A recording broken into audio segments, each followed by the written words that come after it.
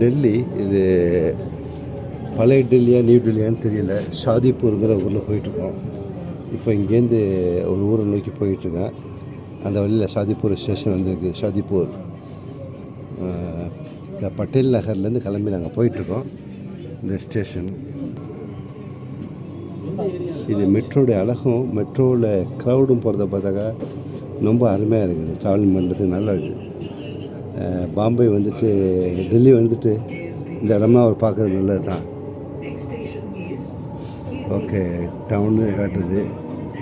பாக்கி எல்லாமே ஒரு 3-4 பில்டிங்கு, 3-4 என்ன சொல்லுவாங்க, கட்டடம்னு சொல்லுவாங்க. 3-4 மாடிங்கன்னு சொல்லலாம். அதில் இருக்குது எல்லாமே. மற்ற இதனுடைய வாழ்வாதாரம் இப்படி தான் இருக்காங்க. எனக்கு உள்ள க்ரௌடில் வாழ்கிறாங்க, அவ்வளோதான். பாக்கி பாருங்கள், டெல்லியுடைய அழகு இது.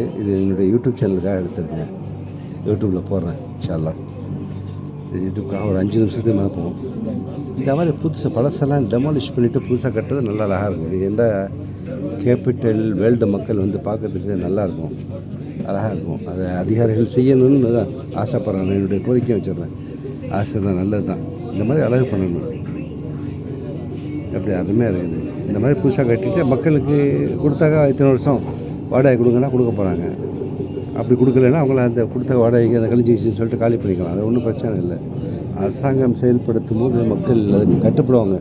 அரசாங்கத்தோடு கோஆப்ரேட் பண்ணுவாங்க. அது ஒன்றும் பிரச்சனை இல்லை. வாழ்வாதாரம் தானே இது. உலகம் ஃபுல்லாக அப்படி தான் பண்ணுது. உலகம் ஃபுல்லாக கன்ஸ்ட்ரக்ஷன் பண்ணி அப்படி தான் கொடுக்குது. அவங்க நாட்டு மக்களை தங்கத்துக்கு அப்படி தான் செய்யுது. அதே மாதிரி இந்தியாவை செய்யணுன்னு ஆசைப்பட்றேன் நான். நம்ம நாடு தான் வாழ்வதற்கு எல்லா உரிமையும் உள்ள நாடு, நல்ல நாடு.